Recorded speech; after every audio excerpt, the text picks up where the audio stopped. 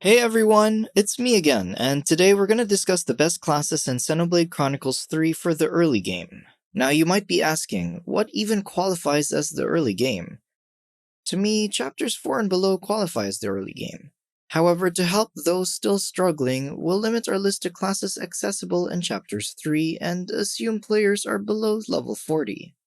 Now, I know many of you are confused about the combat system, and rightfully so. The game really pushes you to optimize your builds, which encompasses a character's class, accessories, gems, arts, master skills, and synergies. Taking all of this into account can be pretty daunting. That's why we're doing this video.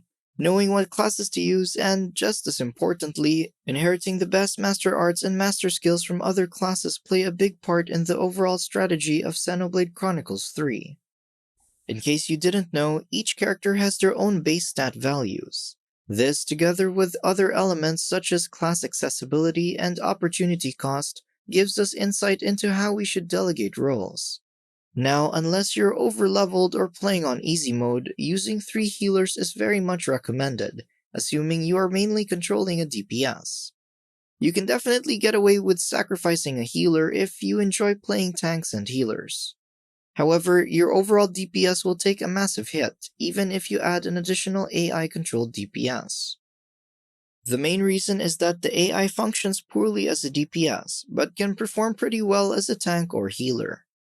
With all that being said, before we move on, let me remind everyone that this video contains minor spoilers from Chapter 3 and earlier. Watch out and take care. We're starting off with the game's 2 attackers, Noah and Senna. While Senna has an incredibly min-max stat spread for the attacker role, Noah is a very balanced character whose role as an attacker is augmented by the starting class, Chain Attack Order, Unique Talent Art, and Ouroboros. Suppose we limit Noah and Senna's role to that of an attacker. In that case, the only applicable classes at this stage are the Swordfighter class, Ogre, Flash Fencer, Yumsmith, Full Metal Jaguar, and even the Thaumaturge. This healer class gives you access to the ultimate Qigong Master skill, which ignores over 30% of a target's defense when landing a hit. Only Swordfighter, Flash Fencer, and Full Metal Jaguar are worth using. And physical attackers have it easy because the early game Ogre and Swordfighter class, respectively, give attackers access to fighting prowess, a flat 40% damage modifier to your physical attacks, and Cypher's Edge, which provides a 20% crit rate buff, while the Flash Fencer gives you the Critical Strike Master skill, which increases critical hit damage bonus by 40 percentage points. Moreover, the Ogre Master Arts work with these classes, as they all share the distinction of having Keves-based classes, which are governed by recharge time, unlike the Agnion action recharge mechanic. Finally, you'll need to know how to set up your arts and master arts. Sword fighters enjoy using Sword Strike, Edge Thrust, and Shadow Eye talent arts.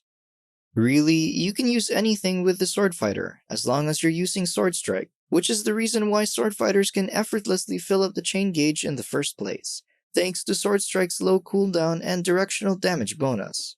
The recommended arts for Flash Fencer are Cross Impact, which buffs the user with Power Charge on hit, Null Slash, which increases crit rate by 50% when attacking from the side, and either Revolution Edge or Acceleration. Cross Impact and Null Slash are a must and allow players to deal insane amounts of damage in the early game. It also helps that both Noah and Senna can easily access this class.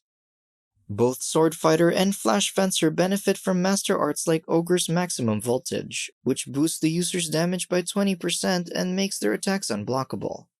You can also use Giant Swing, an instrumental master art for the early game due to its high multiplier and lack of caveats, and even Thaumaturge's rank 1 master art, Violent Flurry, due to its potential to ignore defense completely. Full Metal Jaguar is entirely different in that it is an ether DPS. This means that Taion can undoubtedly make use of it as well, as he possesses a decent attack stat and high healing power, which directly increases the damage of ether attacks. The recommended arts are Demolition, which has a chance to ignore 30% ether defense, and either Dead Set, a buff that completely removes aggro and improves accuracy, or Superstorm, a highly accurate attack that lowers the enemy's evasion. The last art is Quick Draw, which allows users to evade attacks during the animation and also deal bonus damage when hitting enemies from the front. The Full Metal Jaguar's Positioning Pro skill, which gives you access to one more positional art than usual, means you'll want Positional Master Arts to fully use this class skill. Unfortunately, you won't have access to positional arts at this stage of the game, affecting the class's performance. For this reason, Full Metal Jaguars need Overfall, a rank 10 Master Art from the Tactician class that lowers enemy ether defense by 30%. Given that the other ether classes at this stage are from Kevez, that leaves the Tactician's Dark Banner as the best offensive option in your other slot. Full Metal Jaguar can't take advantage of skills that improve physical potency, but the Tactician's Ethereal ability, which boosts ether damage dealt by 40%, and crit buffs such as Cypher's Edge and Critical Strike are very effective. The defenders, Mio and Lance, are in a unique position. Lance is your traditional tank with excellent base HP. Meanwhile, Mio is a dodge tank with the highest base agility in your party. The problem lies in Mio's stat spread. Dodge tanking isn't bad by any means, assuming you are controlling the character. Let the AI take the reins, and their performance takes quite the nosedive.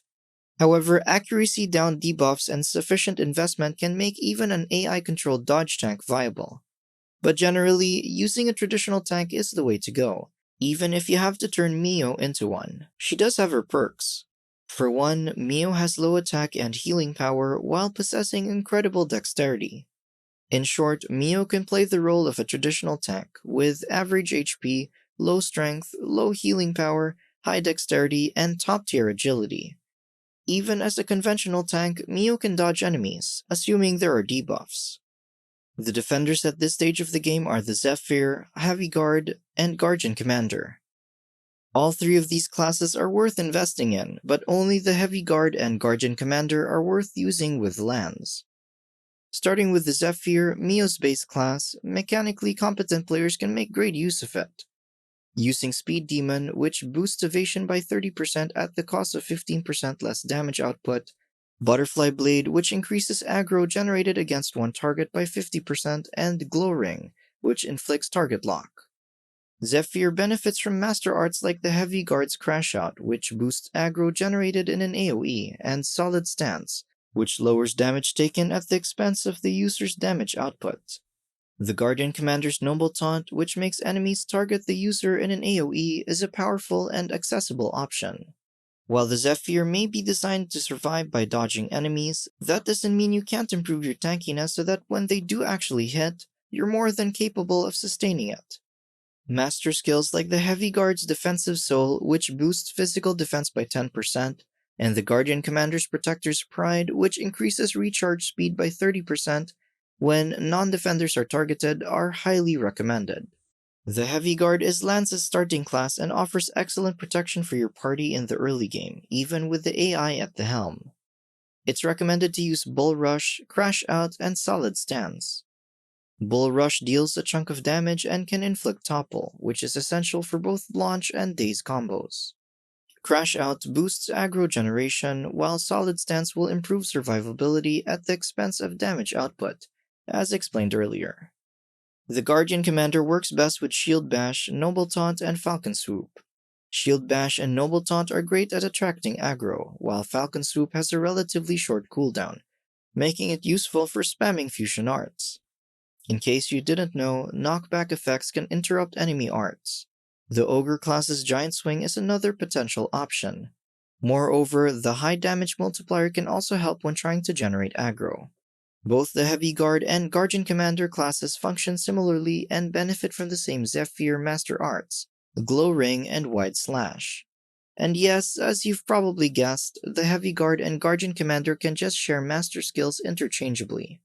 There's really no better option at this stage of the game, and you don't have to think much about it. And you could say the same thing about the Healer class, Medic Gunner, Tactician, War Medic, and Thaumaturge. Healers are so helpful that I recommend using 3 healers in your team for the early game. The Medic Gunner is best used with Myopic Screen, which is useful for setting up daze combos, Group Heal, which scales amazingly well in the early game, and Power Ring, which creates a circular field that buffs the attack of allies within it.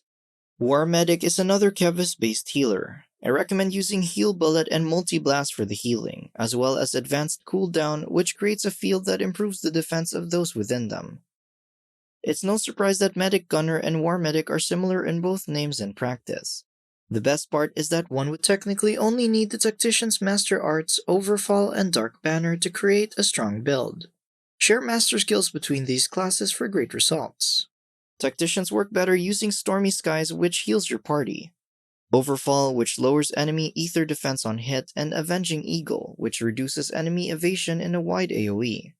This class's main niche lies in Avenging Eagle. Lowering enemy evasion can mean a noticeable DPS increase in many situations.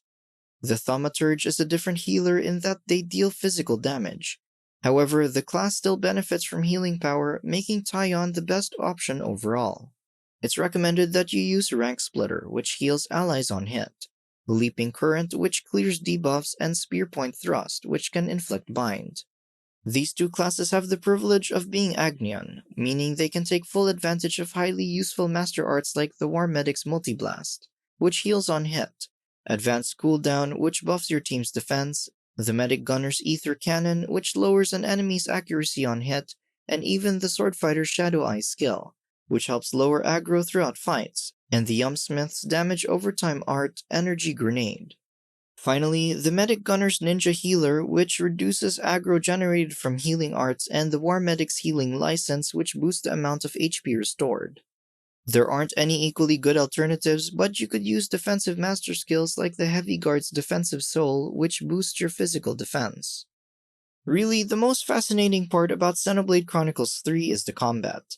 It's astonishing how much creative liberty you are given to develop your own playstyle and builds, even at the early game. Monolith Soft clearly learned from their past titles and has created one of the most engaging combat systems I have ever played. We hope you found this video helpful. I'm looking forward to exploring more and more strategies in Xenoblade Chronicles 3. What do you guys think? Let us know your thoughts in the comment section below. This is Arihead, signing out.